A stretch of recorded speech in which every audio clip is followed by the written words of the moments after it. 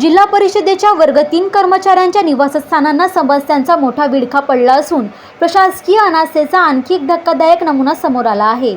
अवघ्या 4-5 महिन्यांपूर्वीच या वसाहतीमध्ये कोट्यवधी रुपये खर्च करून दुरुस्ती व देखभालीची कामे करण्यात आली होती।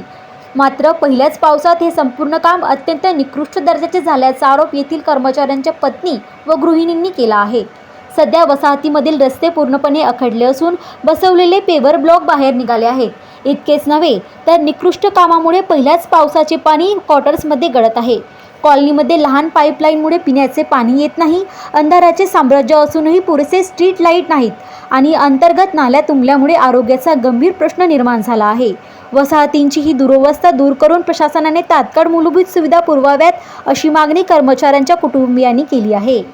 आता 8-10 महिन्याच्या आधी वॉल कंपाऊंडचं काम झाले मागच्या साईडनी, त्याला पूर्ण तडे गेलेले आहे आणि त्याच्यामधून पण साप मोठे उंदीर पण येतात आणि ते मोठे दर पण करतात। ते छोटे मुलं खेळतात तिकडे मागे वगैरे, तर त्यांना भीती आहे सापाची वगैरे, विंचू वगैरे त्याच्यामुळे।